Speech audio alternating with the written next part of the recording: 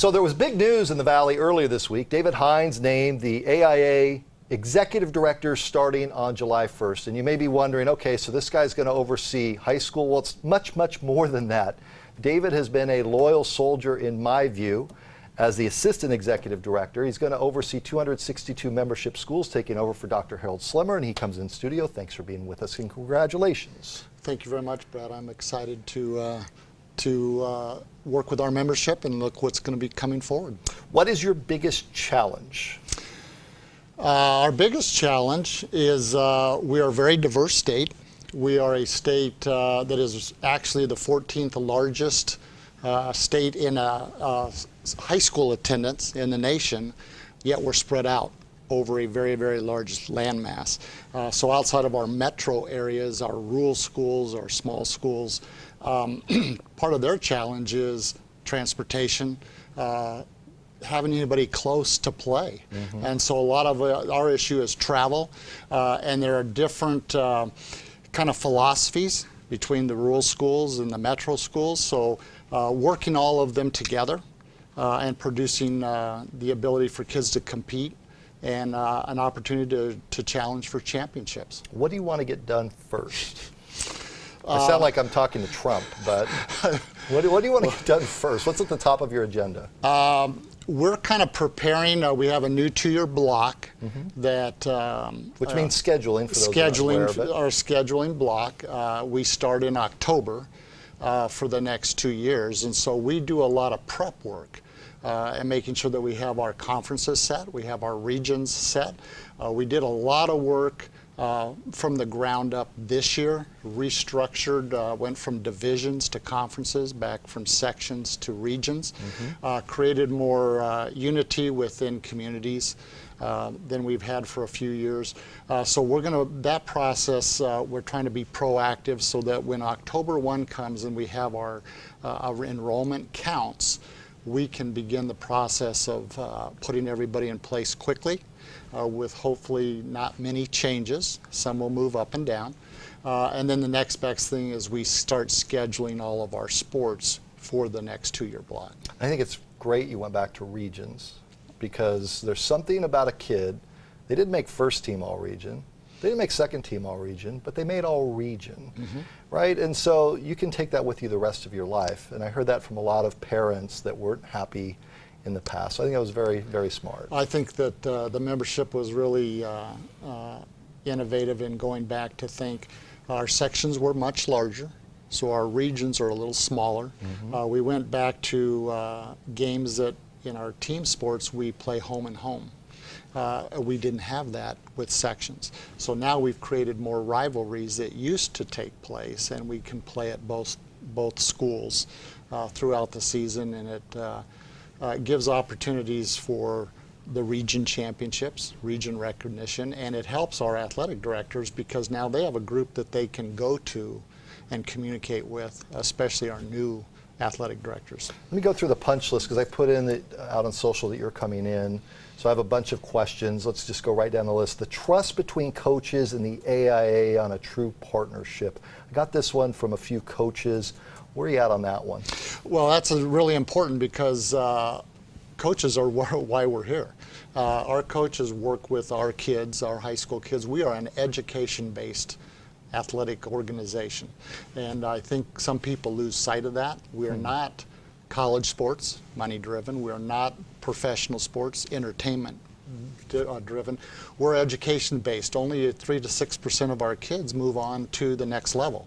So with the 93, 94% of those kids, this may be their last opportunity. So our coaches are critical in not only teaching them about the sport, but also teaching them about life, life lessons, enjoying things, and potentially producing additional coaches, additional officials. Mentoring. And mentoring kids is the best thing the coach can do. So we need to be in communication with the coaches. We need to make sure that they're in the loop of everything that is brought forward by the membership.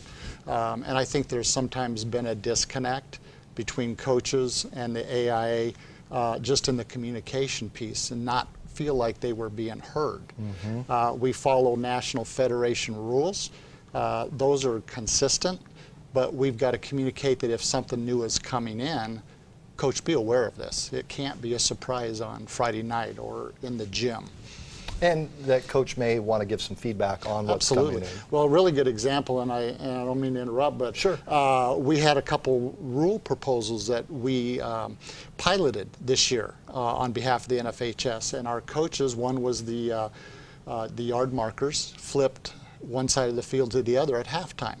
And it was different. They do that in college, they do it in professional sports, but we hadn't done it in high school. And it became very concerning for our coaches. They spoke up, and we took it back to the NFHS. This is not working, and it's no longer being considered. So our coaches did have input. Another one about keeping the focus on high schools. I think you touched on that just briefly. But I'm a dad I've got my fourth coming through high school, and they've all been through the Chandler School District, and he'll be there in a couple of years. But I see it, and I've coached, where to sit with a parent and say, look, I know you think your son or daughter is very, very talented. They don't really like doing sports, and they're not going to USC to play on the volleyball team or to play. It's not happening. How do you do that with parents' expectation this day and age that does seem so out of whack, David? Well, that's a great point, Brad, and part of it's education.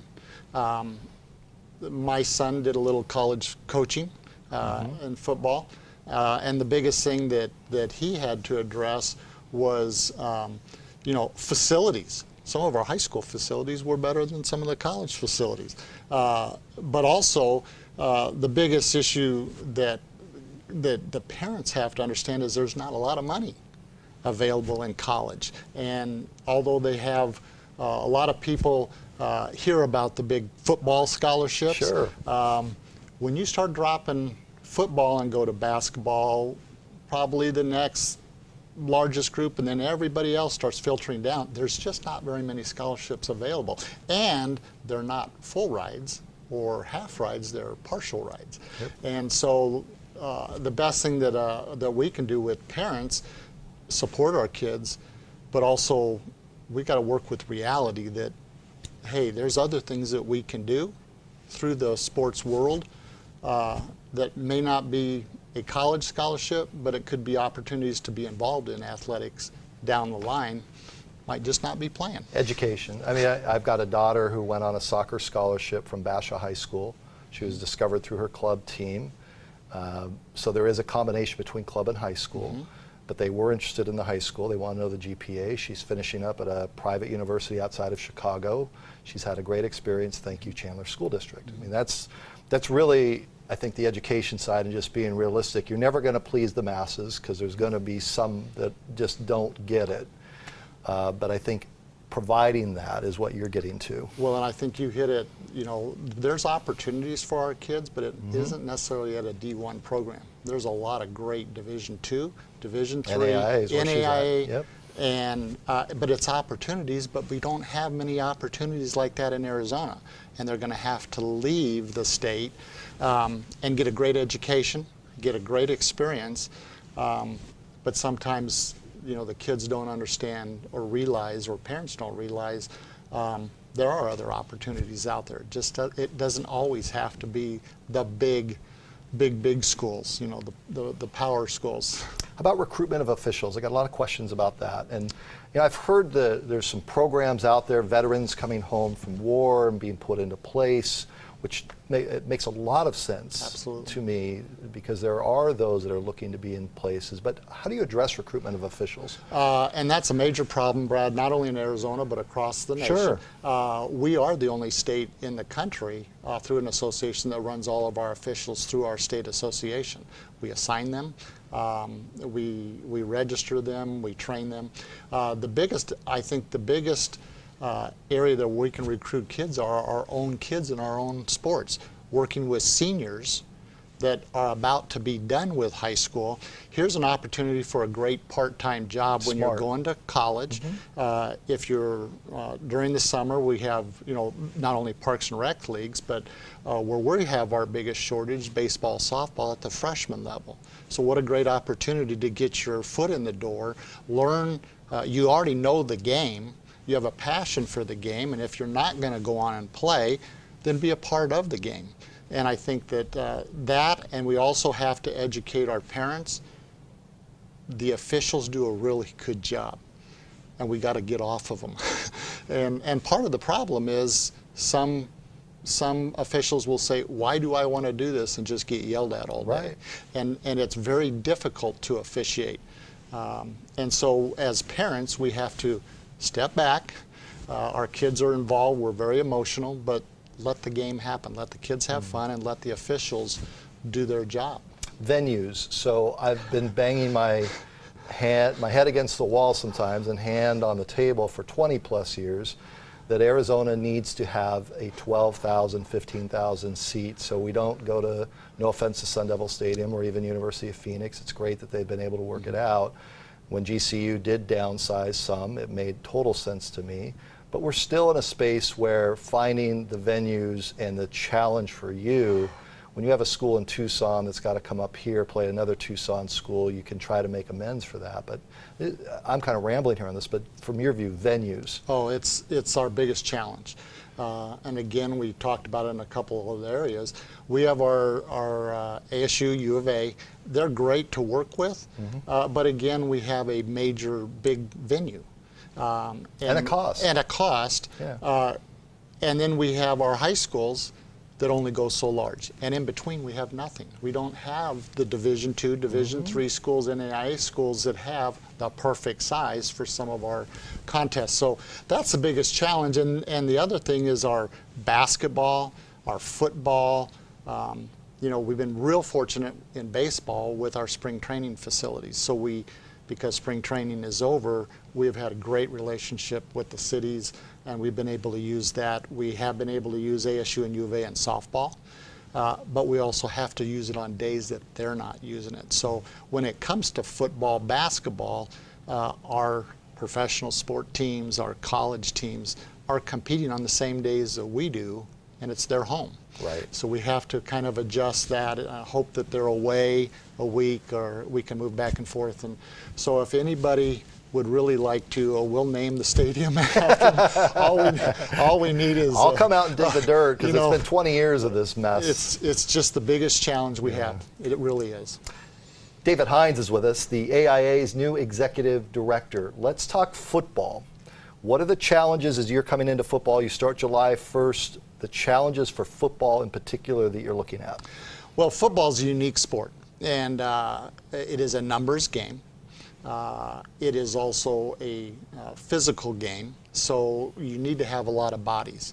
And probably our biggest challenge is with all the information on concussion education, and some concerns. I think the state, our coaches, our athletic directors, our parents have done a great job understanding that, but we still have good participation in football. The problem is at our schools that aren't real large may not have a lot of kids that are out for football. So the difference between schools that are extremely competitive and that are other schools that aren't really has to do with numbers of kids that come out and the availability of some of those kids. So there has been talk, and we have talked over the last 3 or 4 years, that maybe we look at football differently from a classification standpoint and be a little more concerned with inner city schools, schools with free and reduced lunch, with areas like that. And then also we have our metro schools and our rural schools. Rural schools have no one else to draw from. Metro schools may have a little more to draw from, so it may be, it's very difficult for them to do things, but it's also numbers. And the more people we have or available to have, the more chance we have to come out. So football is one sport that we're probably going to have to look at real close. And I don't want to use the term have and have nots, because I don't think that's fair. But when you see some schools, especially in the early parts of the season, that are playing against bigger districts and the score is 77-0 and it's running clock, and you see 2 or 3 coaches on one side and 15 coaches on the other side, and there's frustration on the kids' faces, there's nothing good about that at all. No, and that's become a little more prevalent, Brad, than the other way. And I do think that those are schools that the membership will need to look at and determine competitive equity. In football, it just seems to be a much bigger issue. And I think that if we can look at that's one thing that we really look at and look at as we come the next couple of year block. The issue of concussions, it's always out there. I've had Dr. Cardenas in, and Javier's terrific. Really? But is it to the point, as you enter this run, David, where you look at it and say, we've got to do a better job in Arizona? I know Arizona, from Javier's perspective, is doing great, but is it going to start to impact the number of kids that come out for football? We haven't seen that trend yet, Brad. If we study some numbers in Arizona and across the country, we have not lost a lot of kids playing football yet. But I think the big part we have to do is continue educating our parents and our kids, and I think that we have to limit the number of contacts that they have either on a weekly basis or even in the youth leagues as we come forward. We can control our high school coaches. NC2A can control them, the NFL can control that group, but we really don't have a lot of jurisdiction on some of our lower levels, and we have great coaches and we have some coaches that don't really understand and put kids potentially in harm's way, and it brings an area of concern to parents. I think that football's a great game. My son played it, I played it, but if you're not taught how to play the game, it can be very dangerous. Appreciate you coming in. Thanks for the time. Good luck to you. Thank you, Brad.